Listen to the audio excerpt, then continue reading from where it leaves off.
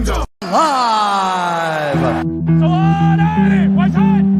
Know your role and shut your mouth, you jabroni. Yeah, when it's grim, be the Grim Reaper and go get it. It's Mahomes' house. And it is good. Woo! Arrowhead man. The Lombardi Trophy has a red and gold reflection. You gotta fight for your right to party.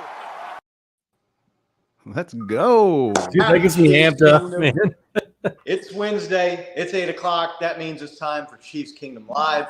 Thank you, everybody, for joining us tonight. Don't forget, real quick, while you got a second, before you forget, hit like, hit subscribe, tell a friend, tell a family member, tell another Chiefs fan, tell them to tell a Chiefs fan, help spread the word. We'd sure appreciate it. Got a good show for everybody tonight. Got a few different topics to discuss, some breaking news here we'll get to in just a second. Bo, I still love that new intro, man. That's sick. Right? It pumps me up. I'm just like, let's it gets do me this. ready. Gets the juices flowing, gets the heart pumping, man. So good job on that. How are we doing this evening? Nick, you doing good? I'm doing great, man. I'm doing great. I doing a little Netflix watching today, and Binge watching. Yeah. Went camping with the family this week. We defected a little early. It got a little too hot in Missouri in mid-July for us to be out tent camping. So we left the day early. Warm. But it's been good. How are you, Bo? I'm great, man. No complaints over here whatsoever. Doing really good. Ready to talk some Chiefs with you guys. There's actually some stuff to talk about. It's not just rumors. So let's get into it. Yeah, Nick was traveling last week, and Bo had some family in town, so we didn't have an episode last week, but we're back at it this week. Yeah, family vacation. Where do you guys want to go? How about the surface of the sun in mid-July, also known as Missouri in the Midwest? But I'm sure there's some folks in the Southwest and Phoenix, down in Arizona and Nevada and Southern California that would probably argue that they got a little bit worse than we got it here, but last week it's a dry heat. They'll argue though. I don't know. It's 105 though. It's 120. fucking hot. You know what else is a dry heat? My oven when I put food in it and cook it. So anyway, first bit of breaking news to talk about. Patrick Mahomes named this year's ESPY's best NFL player. Hey-oh! Anybody? Congratulations, buddy. Anybody else shocked that? No. League MVP, Super Bowl MVP. The guy won the Super Bowl on one leg. If you're not the best player in the NFL when you do that, I don't know what you got to do to be the best player. But I put on the Chiefs Kingdom Live Twitter account that Patrick's going to have to build a trophy house out next to the guest house for his new pad that he just had finished and moved into not too long ago. The amount of trophies and awards that dude has won already, and he's not even close to 30 years old, right? It's not like he's 29. I mean, he's got a long ways to go. He's going to rack them up. No real shock there, I don't think, to anybody. I think the ESPYs are going right now, aren't they? Yeah, they're still going on, I believe. So if there's any more developments, maybe some of our friends here in the chat, maybe Brenda or Big Doug or someone has got the ESPYs on. They can let us know if Patrick wins any more awards or if there's any other Chiefs. I think he was up for a second award tonight as well. So keep an eye on that. A little bit more news kind of came out. This wasn't from Adam Schefter, but it's from people that are like a tier down maybe from Adam Schefter and Ian Rappaport about Chris Jones and DHOP going to the Chiefs. We've talked about this in previous episodes. Still no extension signed for Stone Cold Chris Jones, but there seems to be a feeling around some people in NFL circles that DeAndre Hopkins is just waiting for the Chiefs to get Chris Jones' extension done to free up some cap space to get him an offer to bring him into the fold. That's a little bit of a new development on an old story. Just like to get your guys' thoughts, see what the chat thinks. Do we think that is legit? How legit, if not?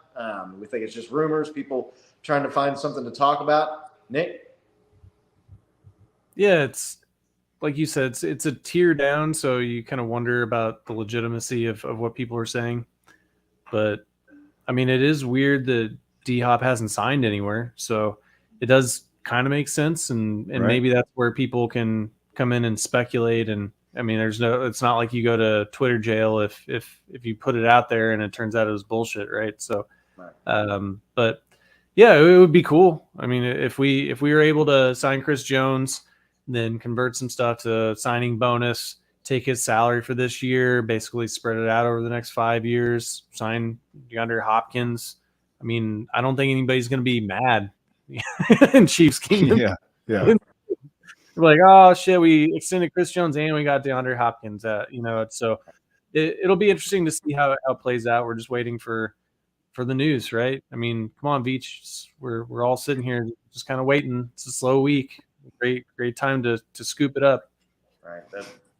That's hashtag first world problems, wondering how you're going to extend your defensive player of the year candidate defensive tackle so that you can sign a former all-pro wide receiver on a defending Super Bowl champion roster with also the best male athlete now. Maybe it looks like John C. is telling us here.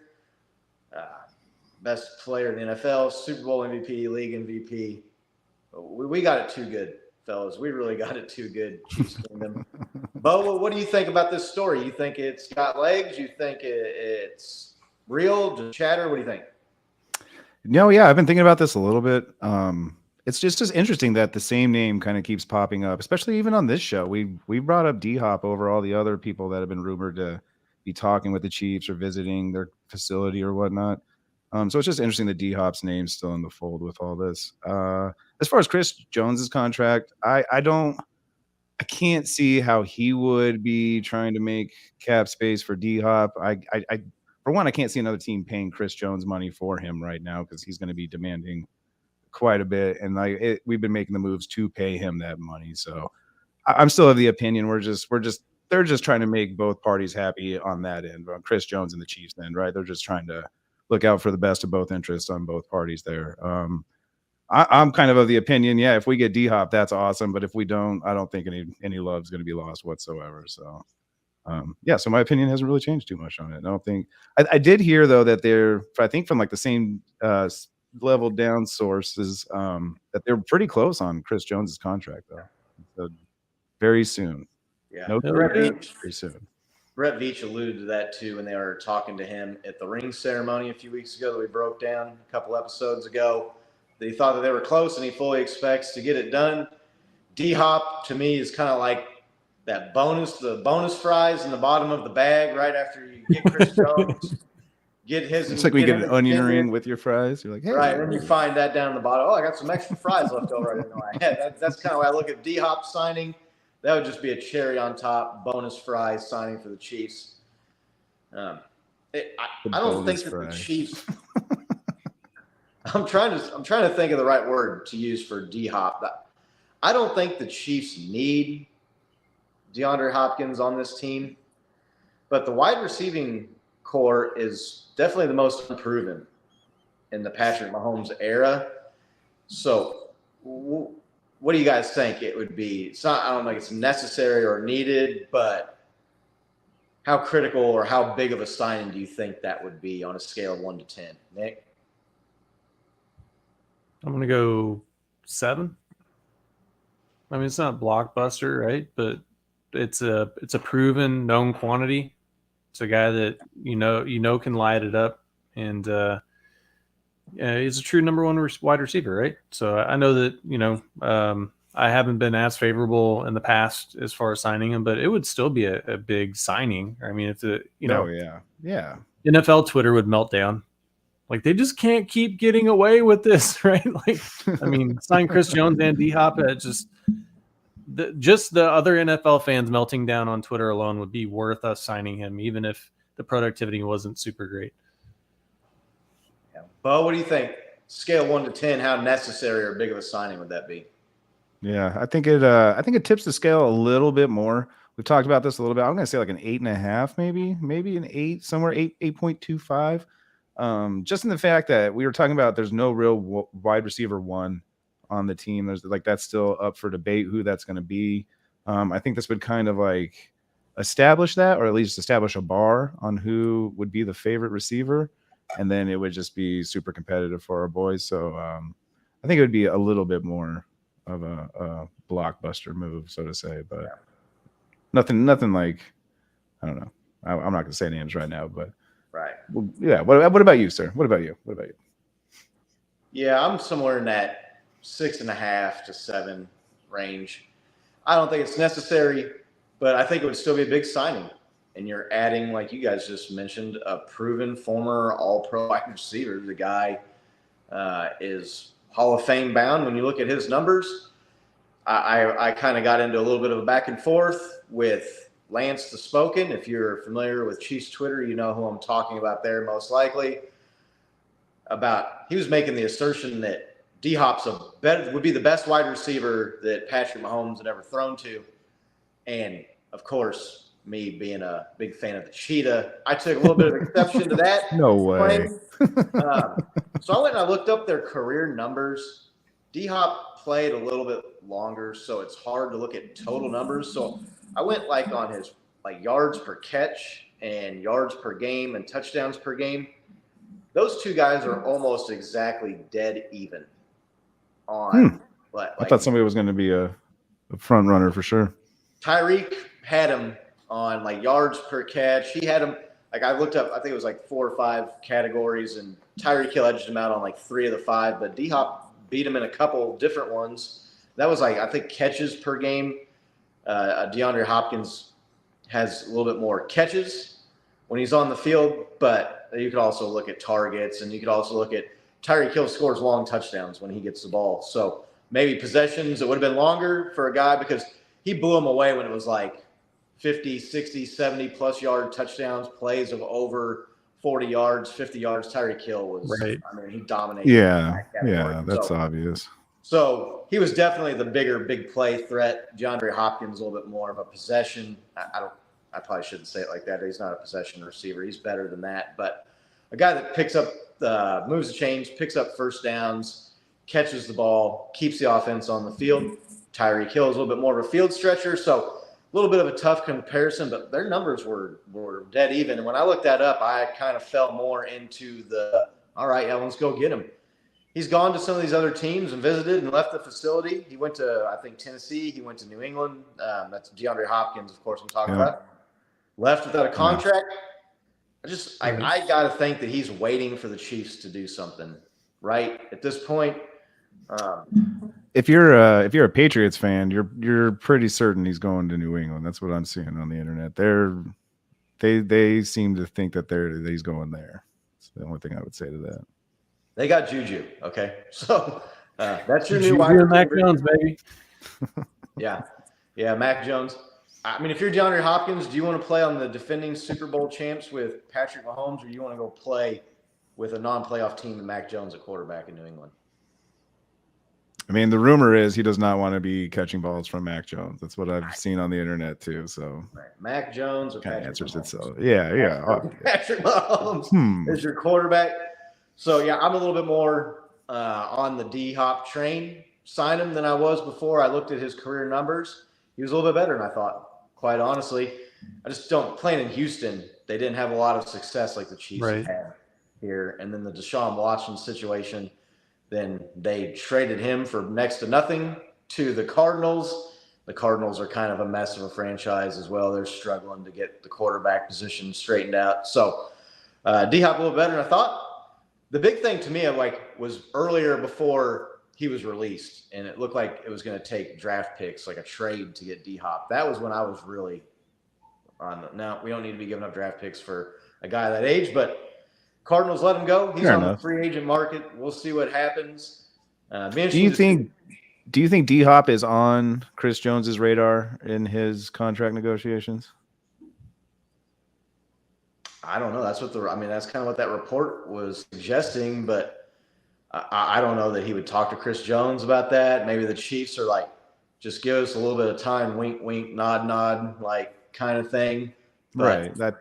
I think it'd be more on the business side, but I can't see it being on Chris Jones' side. Yeah. I don't know. Nick, what do you think? Yeah, it's hard to say, right? I think that they're probably saying, "Hey, here, open lines of communication.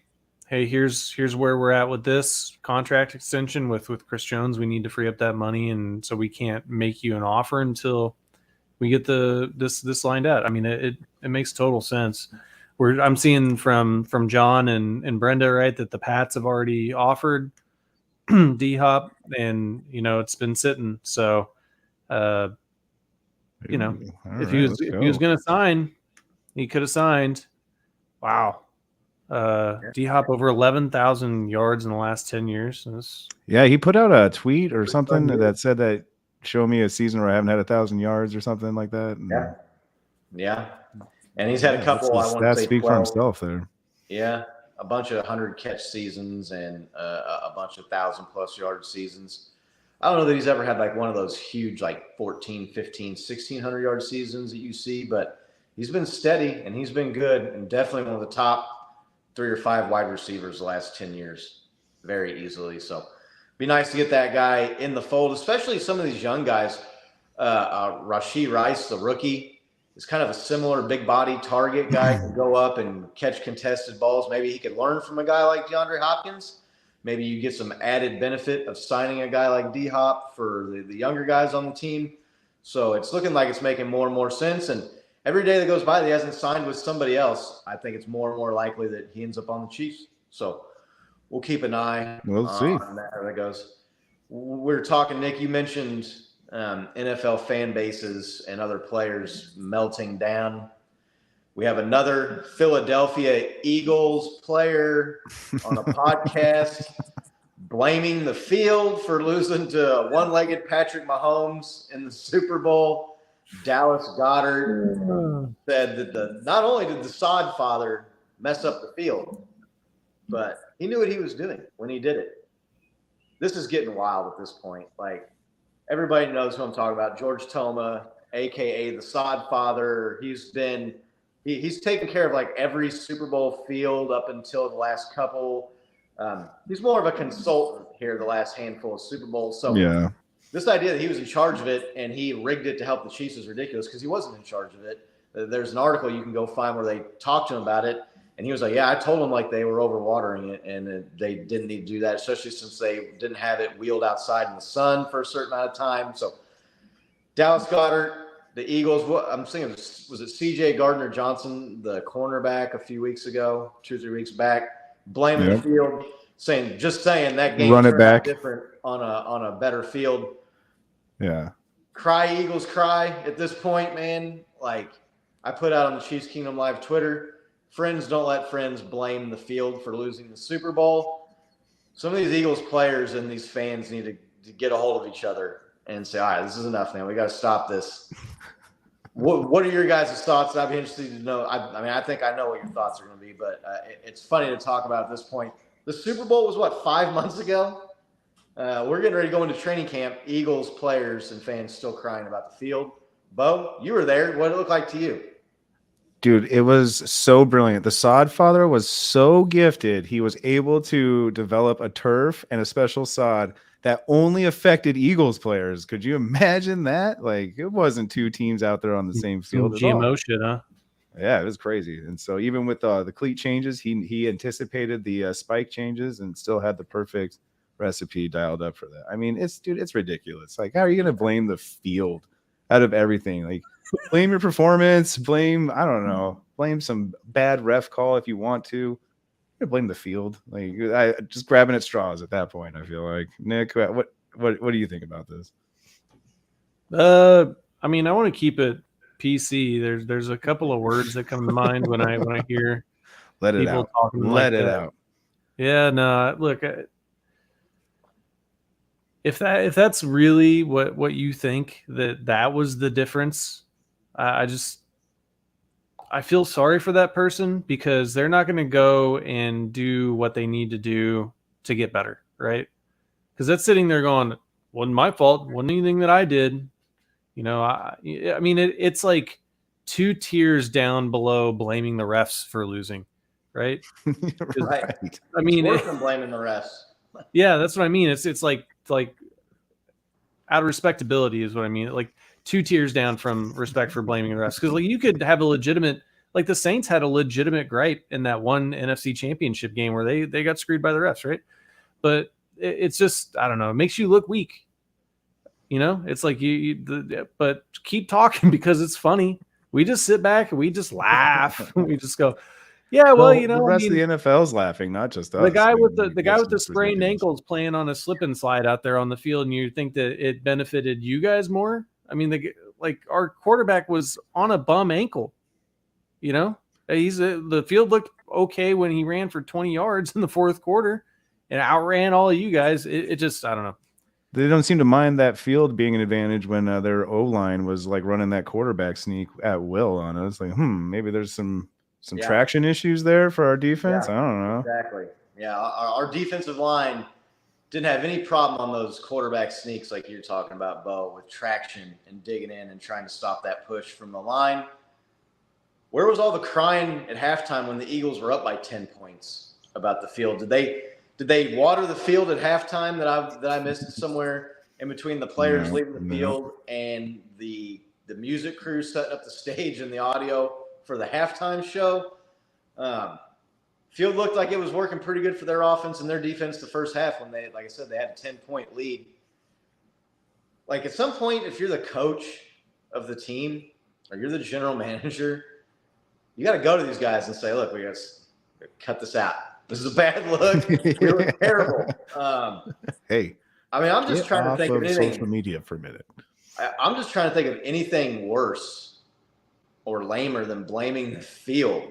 Well, I think Brenda just came up with it, saying that Mahomes faked the ankle injury.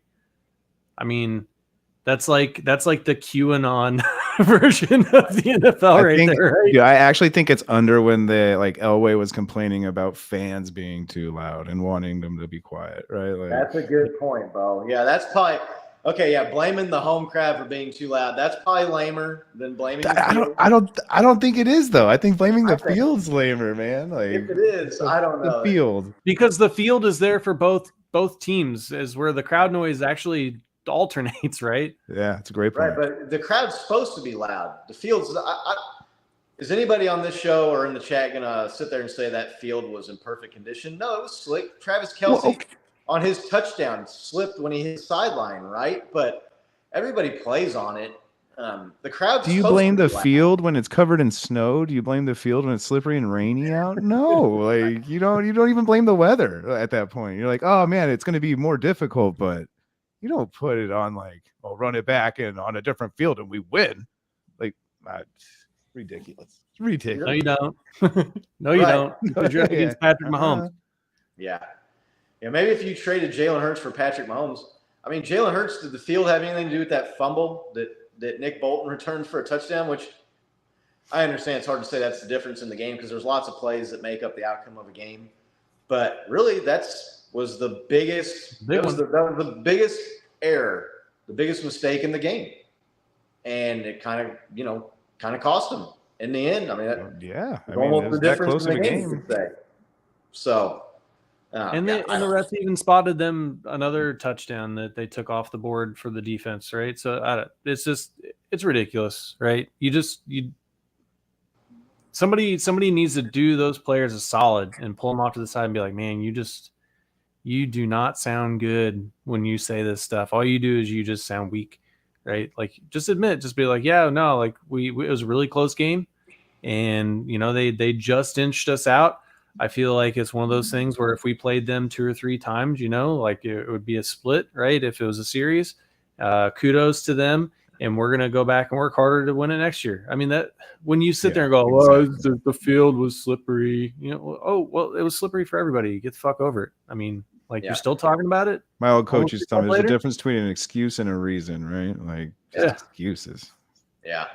And that's one of the lamer excuses, the field. So, but like Nick's mentioned, keep crying about it. It just keeps bringing up the memory of the Chiefs winning the Super Bowl to me. I think maybe Jalen Hurts needs to get the guys together. You saw him do it with their coach, right, on the sideline when they were reviewing a play or whatever, and the Eagles head coach was kind of like mocking the Chiefs sideline, and Jalen Hurts kind of like pulled his arm down and was like, It's like, hey man, no, not today. Come on. I mean, you're Not the head today coach. of all days. You're the head coach, and you've got one of your players like checking you like that. That's embarrassing.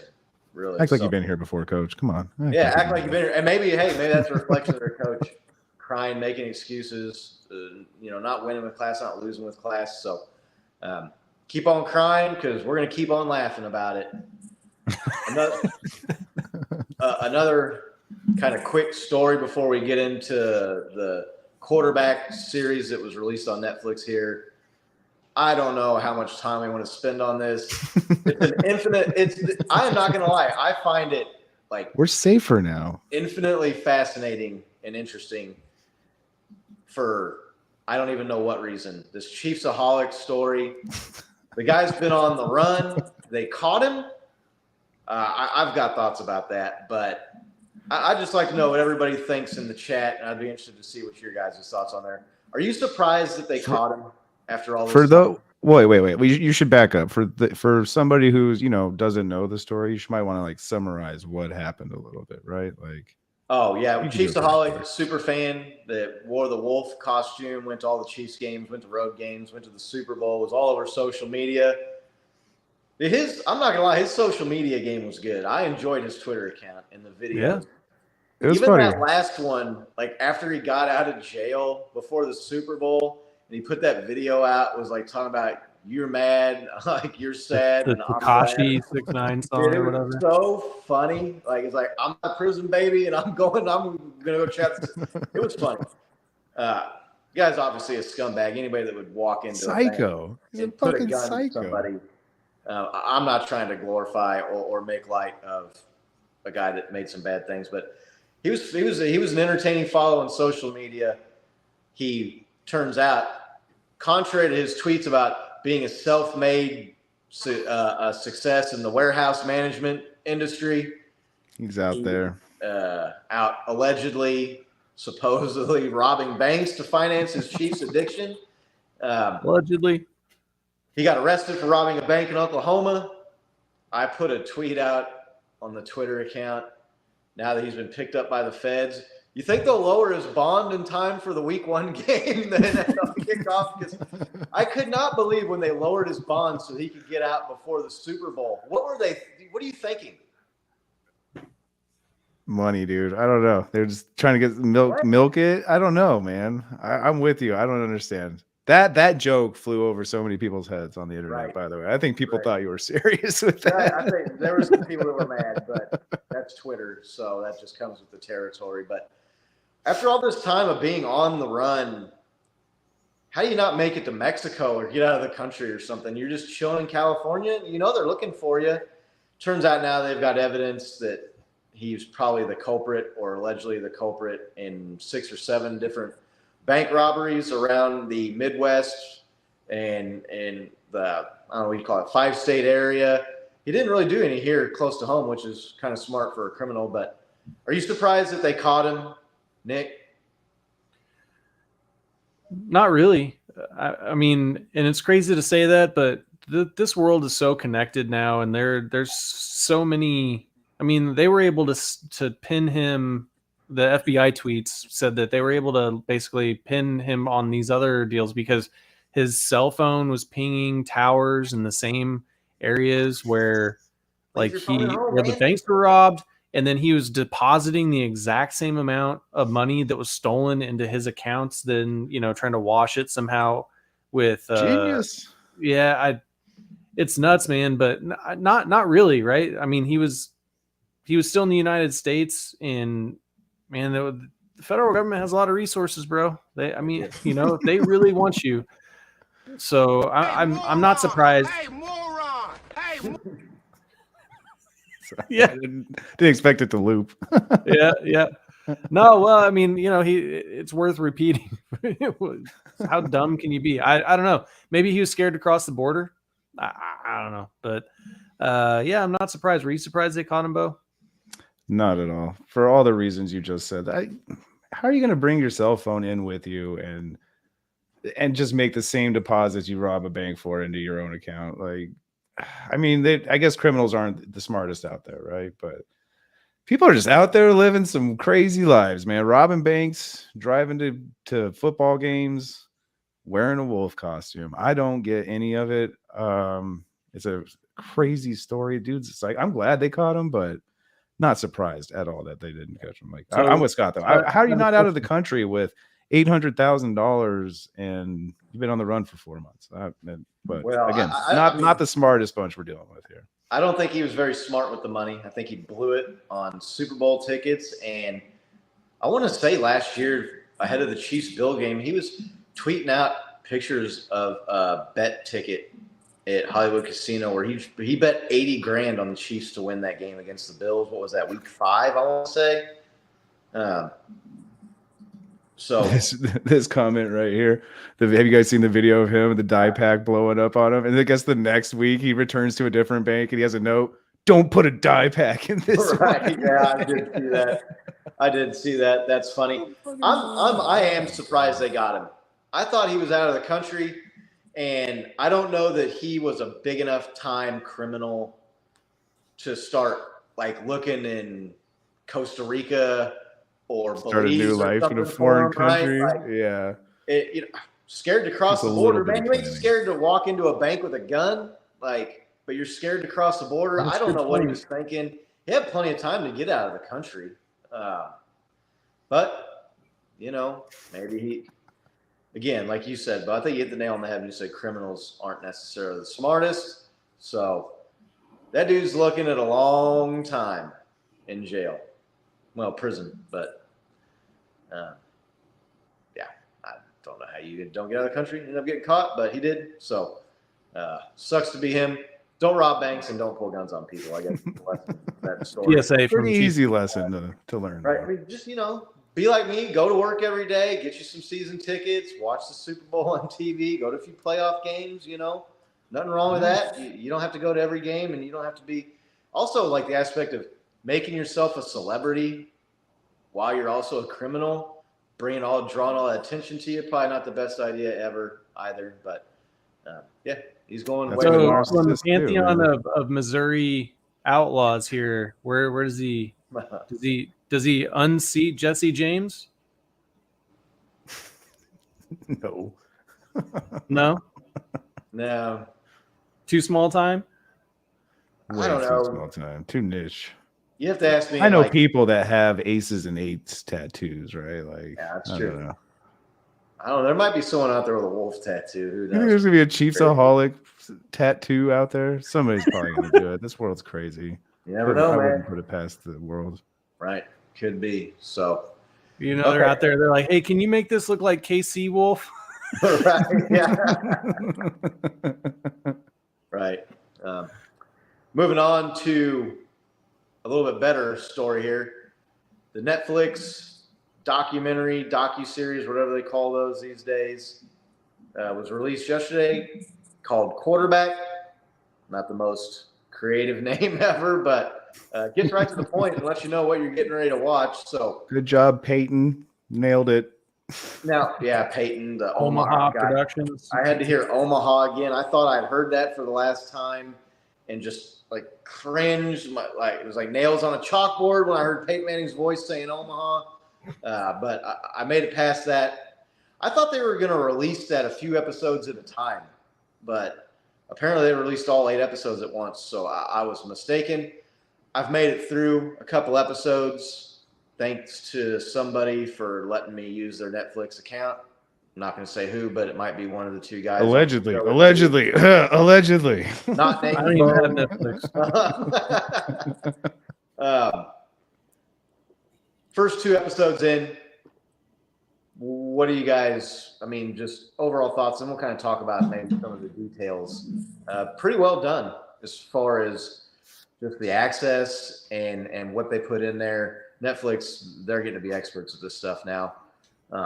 Nick, what did you think? Overall thoughts of Quaterback so far? So I've only seen the first episode, but I thought it was awesome, man. I had a little bit of that. I never watched Game of Thrones, the series, but I read the books, and in the books, there's like all these different storylines, and like I only really gave a shit about like a couple of them, right? And so then you're reading through all this other stuff that's going on. You're like, can we just get back to the storylines that I care about? And I had a little bit of that where it's like Patrick Mahomes, and then also here's Marcus Mariota, and I'm like, I mean, I'm sure he's a fine human being, but like I just click. Yeah. So, but I thought it was really well done, really insightful. We've talked about this on the show before, how good they are at keeping stuff under wraps for their audio that's on their game day audio. Right. And for them to come out and have some of the stuff that's being said, and then they're basically the Chiefs, the NFL, Netflix, have them all promoting this with, Patrick Mahomes coming out and, being like, you woke up the wrong MFer, right? I mean, I was surprised at that, but I like it because it's real, right? It's the reality of what football is, right? And then I had another thought, and I had to think, so if saying like, you woke up the wrong motherfucker, I'm here, and coming and headbutting somebody like is just fine, what the fuck did Chris Jones say to Matt Ryan that got a 15-yard penalty? Because, oh my God, if you could do that and not like, and it's just okay, what did he say? So, but other than that, no, I thought it was fantastic. It's a good watch. It's good seeing these people as human beings. I think that gets lost a lot on game day, but I don't want to talk too much. So go ahead, Bo. Oh no, you're good. I agree with everything you just said. Not to beat a dead horse, really well done, very intriguing. I'm already hooked. I watched half of the third one. I agree with you so much. I was waiting. I even was like, oh, here's the Colts game. Yes. Oh, right. We might get to find out. And they just, don't even show it. Don't even mention it as a part of being the game. It doesn't even affect Patrick's. Nope. And we just underestimated the Colts. That wasn't a thing to do. And we ended up losing that one. That's not how we lost. Like, come on. But I really like the series. Found myself as well, kind of only interested in certain parts, but with Race Car here, I had to watch the Kirk Cousin parts too. Really respect that guy out of this, right? Like, really shows like his work ethic's unreal. I don't want to give away too many spoilers, but apparently that guy's just playing through 2 sets of broken ribs on each side of his body all season, and they had a phenomenal season. So mad respect to that guy so far. And I'm only 2-3 season or shows into the season, so can't imagine what the next couple episodes are going to be like. I think, didn't Marcus Mariota get benched midway through the season? I haven't gotten to that part, so I mean, that'd be interesting to watch how he deals with that. And so like intrigued, already liking it. Scott, what you said you got through a couple episodes? How do you like it, man? Yeah, it's good. My initial overall takeaway is, thank God we got Patrick Mahomes and not Kirk Cousins or Marcus Mariota at quarterback. I was just thinking about like what it's like probably watching that documentary as a fan of one of those two teams or just any other fan, and like you don't get enough Mahomes in your face as it is already. Here's some more on Netflix now. Like just like showing Patrick Mahomes making these heroic plays and winning games.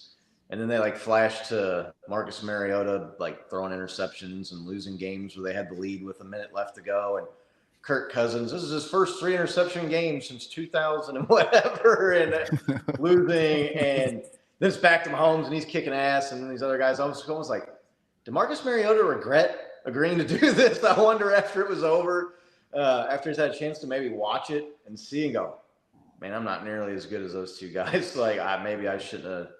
I don't know where does the Kirk Cousins Marcus Mariota thing come from? I wonder. That was the other thing I was thinking while I was watching the first couple episodes. Like, why those two guys? I guess you can't go out and get every superstar quarterback. Well, I think they're trying to show like the spectrum, right? They're trying to show we've got the elite, and then we've got like mid-tier, and then we got a guy that's barely scraping by. I'm not joking. I think that's seriously what they're thinking. I mean, and then it's just funny. Like, you're not joking. It's just funny. Now just imagine like when they're like, "Hey, so Marcus Mariota, we need a barely scraping by quarterback for our series. Would you be willing to be that guy?" Like, No, but man, How much you paying? here's $6 It's million. okay. Okay, never yeah, mind. at the same time, it's like, well, yeah, I mean, these guys don't make money doing this for very long, right? So, it's a check. It's a check on top of another check. So, but I think that's the thought. I mean, it is kind of weird, because that they went to Mariota with kind of explaining how the series was, and he knows he's not the elite, and he knows he's not the mid-tier guy, but he probably, I don't know, he probably knows exactly where he's at. He's struggled. He's bounced around to a couple of different teams now. Wasn't he on the Raiders for a little bit, right? Yeah. So anyway, and heavily in the first episode talks, shows that Raiders game that I believe Laney and Scott were both at.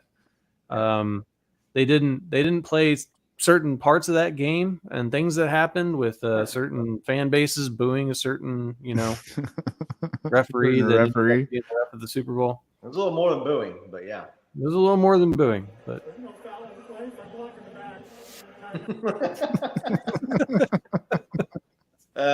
yeah. I mean, I take a small amount of joy knowing that I was one of the 75,000 fans that made old what's that referee's name? Carl Sheffers. Carl Sheffers maybe fear for his personal safety a little bit there on the field towards the end of the game.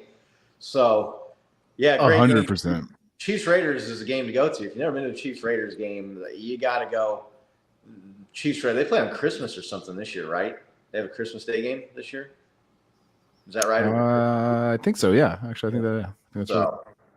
Yep. Yeah, that was a fun game to go to. Chiefs got down, weren't playing well, came back, pulled it off. Travis Kelce goes Ed Bundy, 4 touchdowns in one game. Wasn't a state championship game, but still got the 4 touchdowns in one game.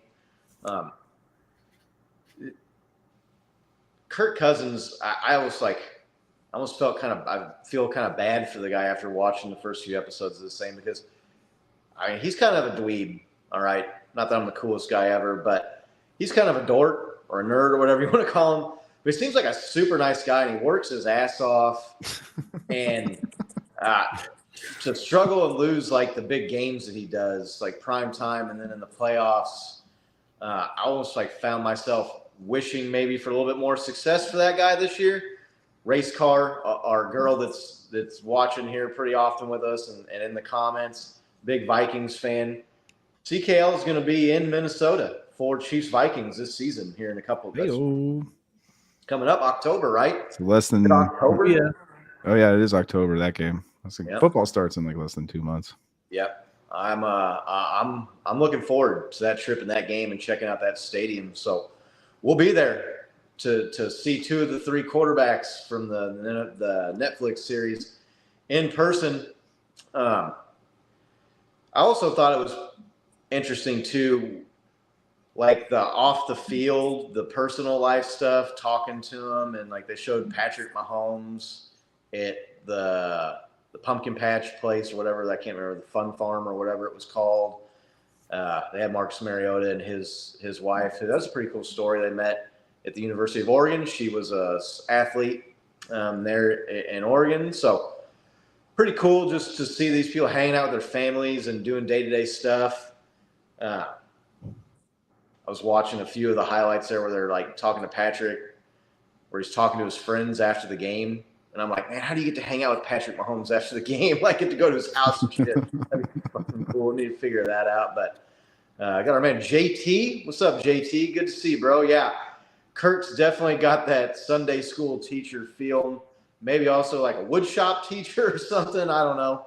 But what else about quarterback? Driver's ed teacher. I don't know if we're going to do spoiler alert because the season's over and you saw pretty much all of the games.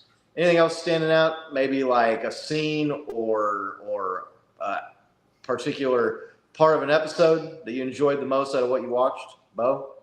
I thought it was two things that kind of caught my eye. The 49ers game that they recapped. Not to I don't want to spoil it too much for anybody that hasn't seen it. But for some reason in this docuseries, they made it seem like it was a way closer game than it actually was, right? And that game was a complete blowout. and they make it seem like Bosa was giving us trouble the entire game. We couldn't get away, and it was this close battle, and we edged it out. And then it flashes the score 44-21. Right, you're just like, that's not reflective of that game whatsoever. So that was just an interesting like editing choice I thought that they made that wasn't really reflective of how that game went. I don't know why they had to do that, but and then it seemed like Brittany Mahomes doesn't wear Chiefs gear ever. She wears Chiefs colors, but never seen wear anything Chiefs. It's just a weird thing I happened to notice. Yeah, I was just like, huh. I've only seen 2.5 episodes, so I mean, maybe that changes, but I was just like, that's interesting. But I'm weird like that. I notice weird details in film. Nikki? Yeah, the thing that sticks out to me is just how fortunate we are to be Chiefs fans right now. I mean, like we just won our second Super Bowl in 3 years, right? We've been to 3 out of the last 4 Super Bowls. They just made a documentary about quarterbacks in the NFL, and the premier person that everybody wants to see is like the dude that played for our team. I mean, I was just watching. I was like, dude, if this is a simulation, I like, thank you for running the simulation. Whoever's running this thing, appreciate it. I just believe that it's real. Like, and so like, if you guys were on our Twitter account, that's what I was sitting there like. I made a meme about the chick on the airplane that was running off, and she's like, that MFer isn't real. Right? Yeah. Sometimes I have a hard time believing that Patrick Mahomes is a real dude and he exists. So that's who she saw on that plane. That's who she saw. So that was a big takeaway for me, is just like how cool it is that, you know, that because this would, regardless of if you're an NFL fan, this is an awesome documentary series to watch, right? To get that sort of access in the NFL, but to have it be our guy, it makes it that much cooler, right? Yeah. Favorite, like I said, I've only seen 1 episode so far. But you know, I kind of like when they're showing just Mahomes and like they're trying to do the photo ops and all this stuff. And you could tell he's just like a regular dude. He just kind of wants to hang out. You know, he's like, I don't want to do all that. I just want to, it's my birthday party. I just want to go talk to my friends. And, so I kind of like seeing that aspect to him as a human being. Cause he just, he is like a demigod on the field, and then like off the field, he's just kind of like some regular kind of dorky dude from Texas. Right. I mean, yeah. So to piggyback off of that, dude, real quick, I got to shout out our boys at the Locker Room Rant. They finally got back on the air. I was so stoked to see him in my feed this morning, and I'm listening to him talk. And one of the parts that just made me laugh out loud so much was when they were just talking about how much the Browns suck, and they can't even beat the 4 teams in their division. They haven't won a division title in 30 something years, right? And it's just like, I know those struggles, and it just hang in there, Nico. It'll get better, my man. Like, your time might come, not with Deshaun, but it's not going to happen. I know those Browns. struggles. Sorry, right? Not while Mahomes is. I mean, you might be an old man, but it might happen. I mean, it might. When I was watching last night, and Tony pointed out that the last time the Browns won their division was 1989. I almost fucking fell out of my chair. I was sitting on the couch laughing, like, what? 1989, man. Now, was that the time drive? out. I did take a little bit of umbrance with that because they didn't exist for several of those years. What, 7? So 1989, bro. Yeah, I mean, the Lions have never won their division, so I guess it's not the worst. But right. I understand what you're saying. Good. No, it's not good. I mean, I was expecting them to say like 1992 or something. They got a fluke thing where they won the kind of like the Chiefs. The division. Castle, yeah, the division. Not anything spectacular. 1989. Was that Marty my first Schottenheimer? car was 89, bro. Like, that's fucking so long ago. Tony's like, was that Marty, or was that after Marty? Right? Marty was with the Chiefs in '89. Yeah. Yeah. Came here in 90, I want to say, actually. Okay. But I think maybe, there's like Bernie Kosar or some shit was the quarterback. Like, what? That's the last time you won the division? wow. Man, When I'm watching those guys go over look at this that. story, I was thinking like all the years that we had to suffer through, and then like just to piggyback on Nick's point, there's like, yeah, there's a certain amount of just like, well, you know the ending of the story, so it's like it's not even ruined for me. It's just like, yeah, let's get into this. Right. Like any Star Wars movie, I guess you know which side's gonna win, but you're just gonna watch anyway. Right. So. Yep. Yeah. Getting back to quarterback, something that kind of stood out to me is it's so weird how you can I went to the Raiders and the Buffalo Bills game that I saw that they talked about in the first couple of episodes. And just how much stuff you forget about games and how different games are from your memory. When you're watching, I had forgotten about the 16-second drive or whatever it was at the end of the half. At halftime, tied it up against the Bills. Butker kicking 12, the 62, or 12 or whatever it was. I forgot about that. Watching the Raiders, just remembering how close that was and how it was a nail biter at the end. 1-point game, yeah. Yeah, it was. Yeah, dude. Speaking right to that, when I was watching that, I was remembering. I was like, "Oh yeah, we lose this game." Oh man, I kind of completely forgot. Right, I was just kind of getting wrapped up in the story. Just oh yeah, I remembered. Yeah, Mahomes missing a wide open McKinnon right before the crazy touchdown against Tampa Bay. Yeah, I mean, that erased all memory of him just missing an easy throw for a touchdown, right? Yeah. So.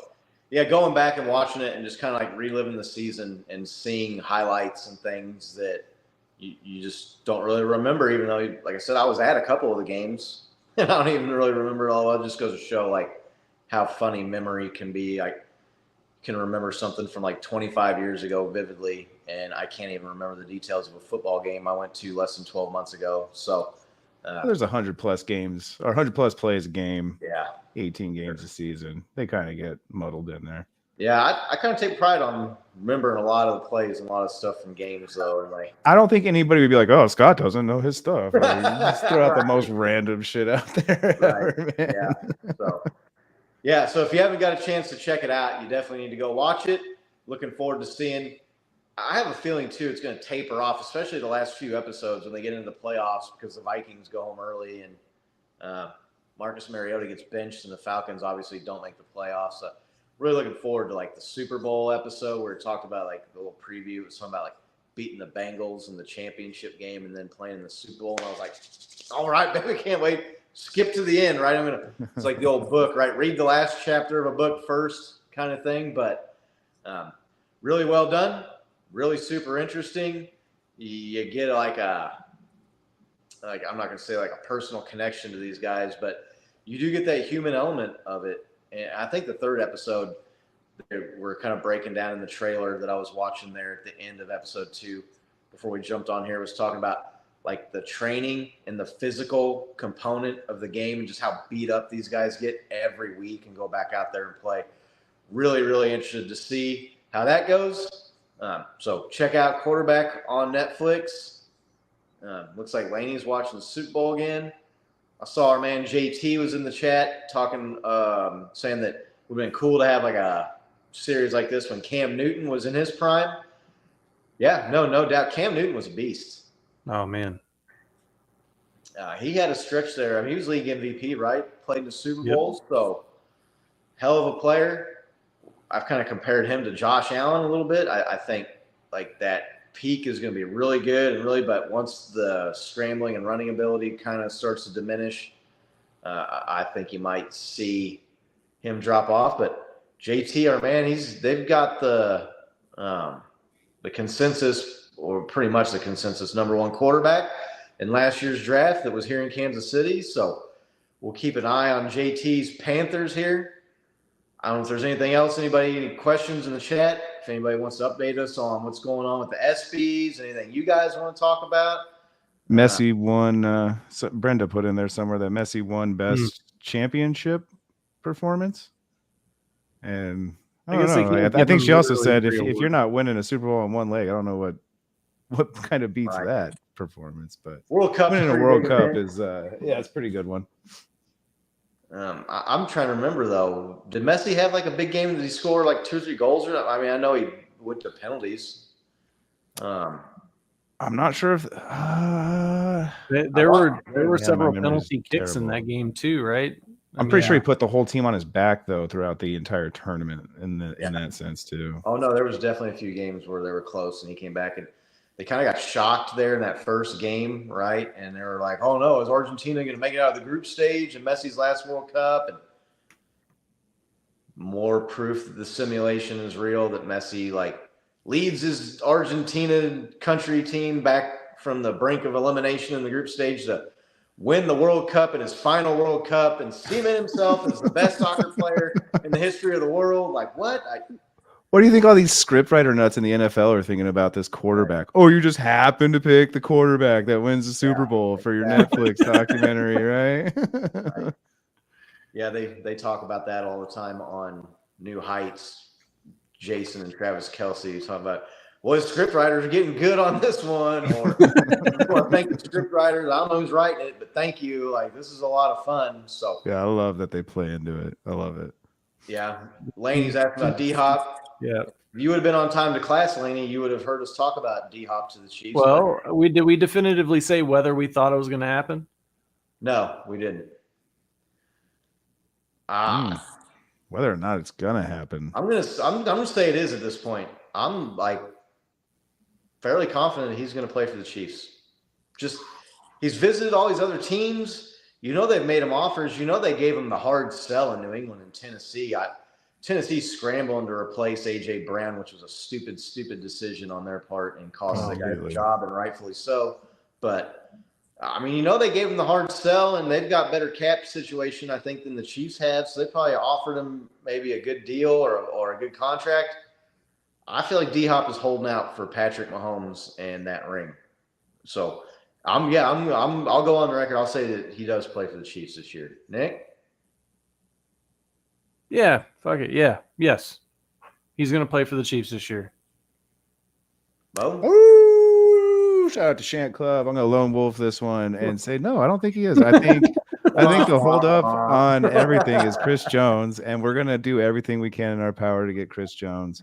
And if that means leaving D-Hop in the dust, so be it. I'm just going to say no because of that. I think we're going to have to pay Chris Jones a little too much, and we're not going to be able to afford him when it comes down to it. I think it's going to be way less than he's expecting, and he'll take one of the other offers from those teams. Just my guess. This legitimately made me laugh that you guys are talking, and I saw this comment pop up. Cam is a little light in the noggin. Oh, man. Cold-blooded. Not making friends with JT here. Burn. Picking up a couple awards at the ESPYs. Chris Jones, it says, and Jones is at the ESPYs. There you go. Ooh, okay. Yeah. What else, guys? What else, chat? What else you guys want to talk about? Yeah, I'll, as soon as I get off the show, I'm doing the show from my phone. So as soon as I get off the phone, I'll give Veach a call and ask him what the hell is taking so long. That would be great. Right. If Chris Jones ever watches this show, the offer's still out there, Chris, for you to come on Chiefs Kingdom Live and tell us 100%. Matt Ryan, and we'll pay for that blue check. So Do you think they're gonna do best team award and they're gonna give it to the Bills because of DeMar Hamlin? Ooh. I don't know. Recent. What are the live odds? Recent enough. Vegas. To remember.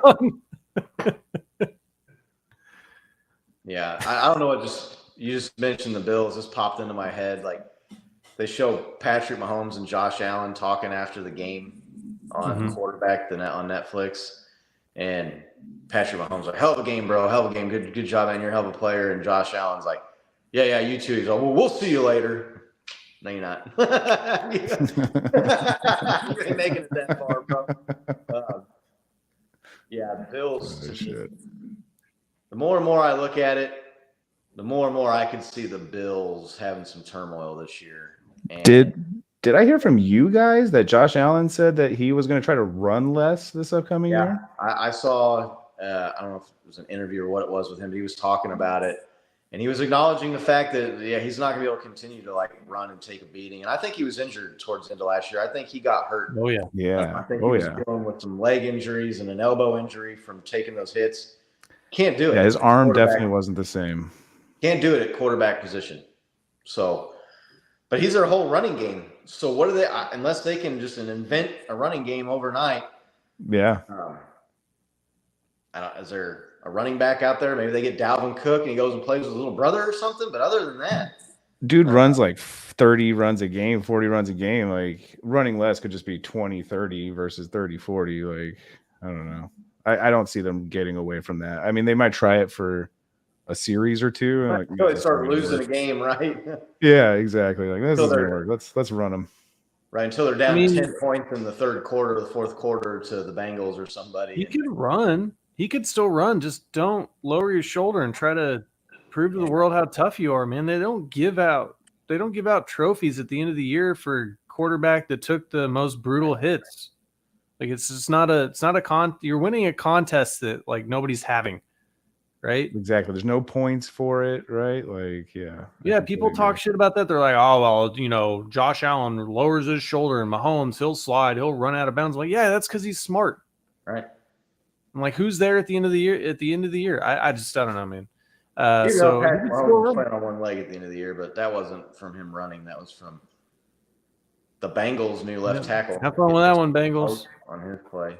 I mean, there's been like some successful running quarterbacks like Steve Young and stuff, but like he wasn't like their primary focus of running. He could just scramble and beat you, right? But like, I can't think of a team that like had their quarterback be their main runner be successful for an extended period of time. Excuse me. Right. Yeah. I mean, Lamar Jackson, right? I mean, he's getting broken down towards the end of the season. Yeah. He's an electric player, but it's too brutal. It's too brutal. You see all the rules that they have to protect quarterbacks, and then you guys are seeing in this series just how beat up they still get. You know? Well, the other thing, too, is that if you get down, you're not going to run your way back into a game if you get down 14 or 17 or 20 points. Yeah. You got to be able to chuck the ball, and you got to be able to pass and get big plays and score points quickly to come back against good offenses in the postseason. So, yeah, no, Bills, to me, like I said, they're becoming more and more of a likely to fade maybe and take a step back, especially if this Josh Allen, Stephon Diggs thing is really as bad as it looks. Right. Chemistry's gone. Yeah. Yeah. So, Brenda, you're right. Kareem Hunt's still out there. There's a lot of interesting free agents out there. I don't know what Kareem Hunt's got left at this point. He'd be fresh because he had obviously where he missed a lot of time and he's been playing second fiddle to Nick Chubb, but he's still getting up there in age now. So he's still getting his reps though there in that system. Yeah, he was getting some reps and he wasn't, the workhorse, but so yes, Kareem Hunt's out there. I think Kareem Hunt's gonna be a guy like you see like Adrian Peterson every year about week 8 or 9, a contending team or somebody gets their stud starting running back injured. And it's like that's fair. Break glass in case of emergency signing. Like Kareem Hunt's in there, and like, okay, well, we got to go to Plan B. And Adrian Peterson is probably a little bit too old to be coming out and playing now at this point. God, what a stud though in his prime, bro. Adrian Peterson, right? Freaking beast, man. That guy was unbelievable. To blow out his knee and then come back and have that 2,000-yard season. Yeah. No, yeah, unreal. And that was still when like knee surgeries were barbaric. They'd splay your knee open and take like cadaver tendons and kind of staple them in there. Like, right. A little different now with orthopedics and stuff. John C. bringing up a good point. Line stapler. Yeah, John C. bringing up a good point about Steve Young being kind of like Mahomes, like run when you have to. He can do it when he needs to, but he doesn't do it when he doesn't have to. And he's still perfectly capable of throwing the ball and making all the throws and the reads. And Steve Young wasn't lowering the shoulder and taking on linebackers. Alex Smith was a good scrambler too. He just didn't have the long ball, quite as frequent, right? Right. Yeah, he couldn't throw on the run either, as well as right. Yeah. Trent Green, what? Nope, never mind. Yeah. Trent Bad Green was joke, definitely sorry. not a mobile quarterback. He was a pocket back. Not a great scrambler. He was a hell of a quarterback, though. You look at those few years of Peyton Manning in his prime in Indianapolis, and you look at Trent Green, some of the numbers he put up, he was right up there, man, with Peyton Manning there for a stretch. It's really unfortunate. Wonder what would have happened. I was just talking about the hit. Yeah. Right. The Bengals. It was against the Bengals, I want to say, right? Go for the Bengals for sure. Dirty hit from someone on the Bengals. But even going back to the injury where he was in St. Louis with the Rams and Dick Vermeil gets injured. Kurt Warner takes off his Kroger apron or whatever grocery store he was working at and steps in and becomes MVP and wins Super Bowl. The Rams, greatest show on turf. That was all lined up for Trent Green. But hey, you know what? I'm not gonna say I'm glad it happened because I feel bad for Trent in that sense, but glad he came here because he gave us a lot of good years as a Chiefs quarterback and a lot of really fun memories and high-flying offenses with Tony Gonzalez, man, and Priest Holmes and that offensive line. I think I read somewhere he won a broadcasting award recently. Yeah, I'm Could sure be wrong, though. He's a good broadcaster, too. Yeah, I don't mind him at all. And from everything you hear from people that see him around town, he still lives here in Kansas City. He's a super nice guy, very approachable, nice dude. Go up to him, talk to him, take a picture with him, he'll sign an autograph. So definitely got a lot of love for Trent Green here in CKL. I don't know if there's anything else anybody wants to talk about, or we can get up out of here. We're about an hour, so. Off-season woes, man. Not a lot to talk about, but yeah. Still got an hour in, man. An hour is good. We'll take an hour. So Chiefs training camp starts just right around the corner. I saw they were putting out the vids on the social media this week. Loading up the trucks for St. Joe, Missouri training camp. That starts here. What's today? The 13th? That starts, what, the 28th or something? July 27th, 28th. So looking forward to that. I think I'm going to try and get up there one day and watch some Chiefs practice, get up there and watch the boys. So really appreciate everybody who joined us this week. It's always a blast. Thank you, everybody. Chiefs with everybody. Laney and Brenda and John C. And I know John B. And we saw our man in the Carolinas out there, JT Campbell, was in the chat. Really appreciate it. As always, we would thank you guys. Yes. Thank you very much. We would sincerely appreciate a like and a subscription. If you tell a friend, tell a family member, next week we'll be back at 8 o'clock Kingdom time. And what are we going to do next week, Bo? We'll do it live. Same thing we do every week, Scott. We're gonna take What's that, over Nick? Kingdom. Talk about the Chiefs, baby. Try We'll to see y'all take next over week. Take care. All right. Bye. Oh, where's this thing here? Oh, A little rusty on the controls here. All right, go Chiefs!